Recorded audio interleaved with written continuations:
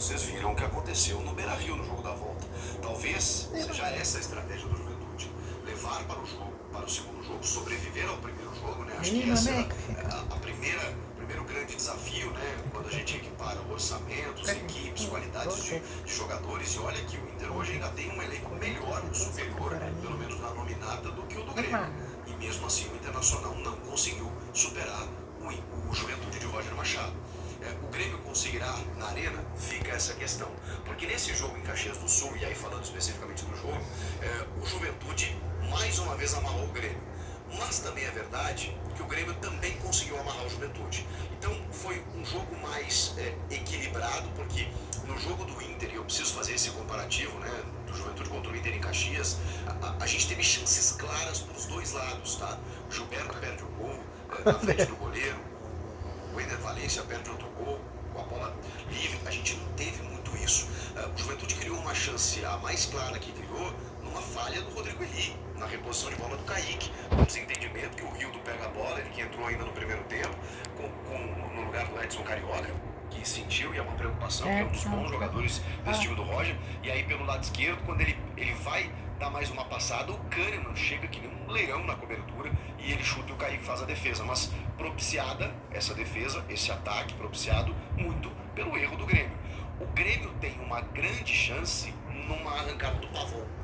Na verdade é uma arrancada do Vila Sante, né, que passa pelo Cristaldo, chega no Pavon, o Pavon dá uma caneta, tira dois jogadores no corte, e aí quando ele poderia dar um toque ou finalizar melhor, ele acaba finalizando de esquerda e a bola passa longe do gol do Gabriel.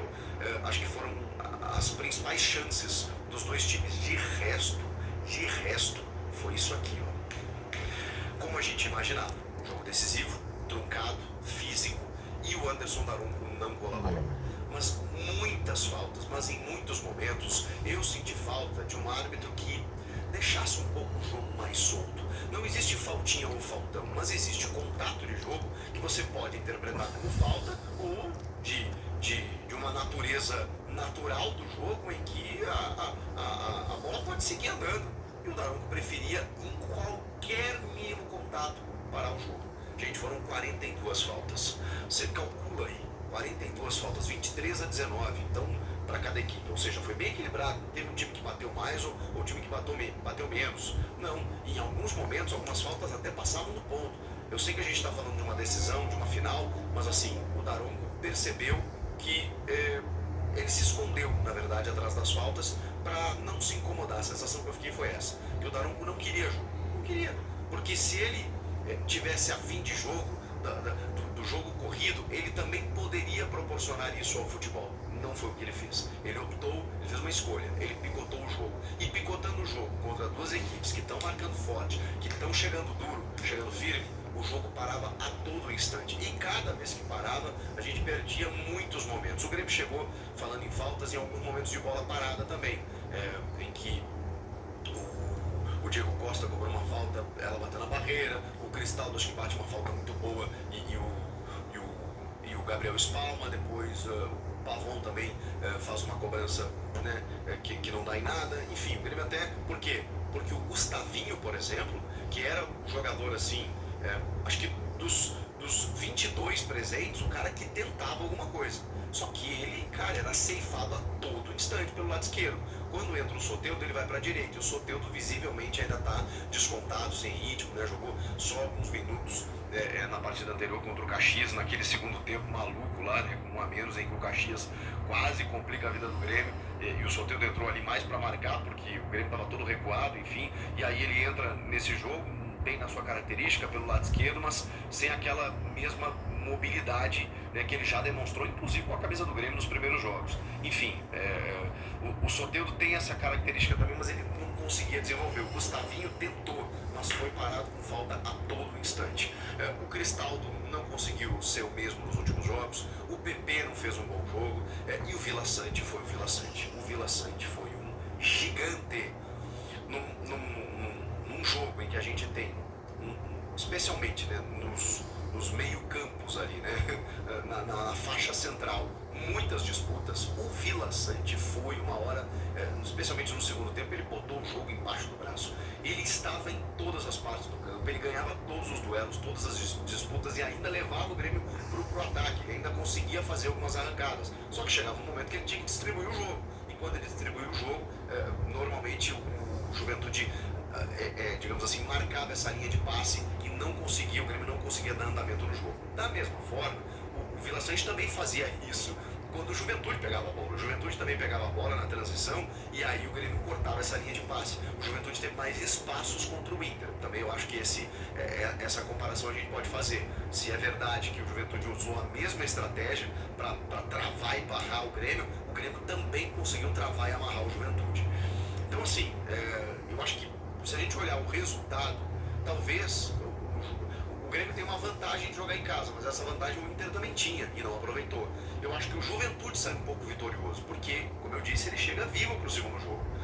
O Renato falou que o campo dificultou, assim, botou lá dentro, não estava nem à beira do gramado, né? Mas de longe me pareceu que o gramado do Jacone estava lindo.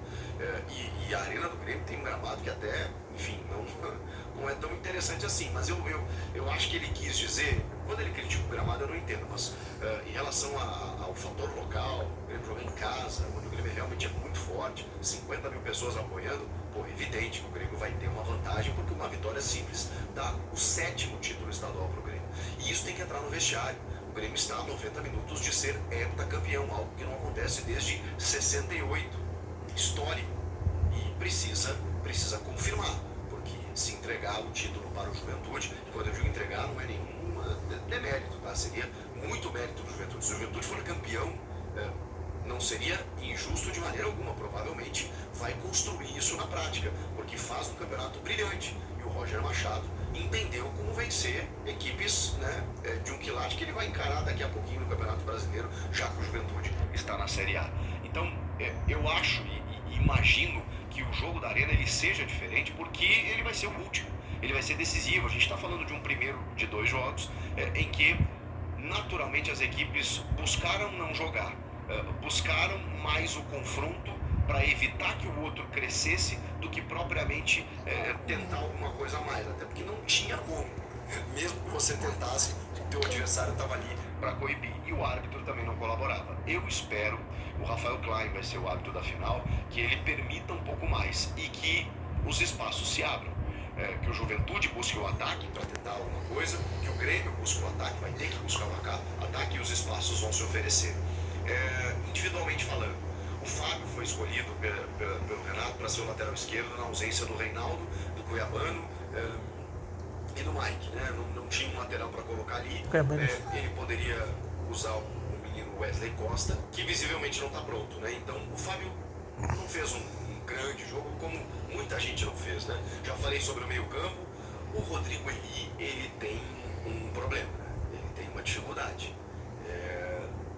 Eu não sei o que acontece com o Gustavo Martins, por exemplo, tem uma questão contratual, mas o Kahneman foi um leão desse jogo. Eu critico muito o Kahneman, assim, pela forma, muitas vezes, né, estabanado, como ele, mais nessa fase recente de carreira, às vezes comete alguns pênaltis indevidos, toma cartão que não pode, ele pediu na PJ iniciou, chamou Rodrigo Eli, ele parece... Pituca, Juliano, João Chile, Guilherme, Júlio, Furque, Otero, dessa maneira. O Kaique, acho que seria Carilo, homem que tem no Ciclos Futebol Clube. deu conta do recado. O João Pedro 4, 6, 3, 22 títulos O paulistas. Vila Sante foi o melhor em campo para mim, inclusive do jogo, tá? O Kaique acho que foi muito bem. Independente de O 2016. Jean Carlos também distribuindo o jogo. E aí depois saiu para a entrada do Nenê, completando 1000 jogos como profissional, né? Justamente nesse jogo contra o Grêmio. O Rildo acho que entrou muito bem pelo lado esquerdo, apesar do Edson Carioca, como eu falei, ser um bom jogador do time do Roger. Enfim, eu acho que o jogo foi equilibrado nesse ponto, né? Você não tem um grande destaque e você aponta vários coadjuvantes assim que, enfim, foram muito mais presentes em termos de marcação do que qualquer outra coisa. Ficou tudo para a semana que vem. Eu tô preocupado porque o Roger, eu conheço, ele é muito bom treinador e ele entende que tá a 90 minutos da glória. Vocês imaginem o Juventude sendo campeão gaúcho na Arena do Grêmio, tendo eliminado o Inter e vencendo e interrompendo uma hegemonia do Grêmio de 6 títulos consecutivos. E o Roger, que ficou um ano parado, volta para o cenário num clube de Série A, substituindo o Thiago Carpini, que levou o Juventude para a elite, que fazia um bom trabalho, e ele consegue dar sequência. Murilo não é. É verdade que oscilou um pouco no começo e muita gente já estava meio que torcendo o Queria nariz. essa Ele ajeita o time, dá uma Mike. competitividade, uma pegada muito forte para essa equipe e está chegando com méritos ainda Lá na coloca os decisão. O artilheiros do Roger Campeonato sabe que Paulista está a e 90 André. minutos Abel da Ferreira, glória. um homem que brilha nessa Por sociedade outro de futebol lado, o Renato, que conhece o Roger, que são amigos, que conhece esse clube como ninguém, também sabe que o momento é para fazer história. E se tem um cara que sabe fazer história no Grêmio, esse cara é o Renato. É nisso que eu aposto. Comentem aqui o que vocês acharam, qual a expectativa de vocês para domingo que vem ou para o final de semana que vem, o jogo é sábado, né? Inscreva-se no canal, estou aguardando a sua inscrição aqui, falta muito pouco para a gente chegar em 1 milhão. Até a próxima. Tchau.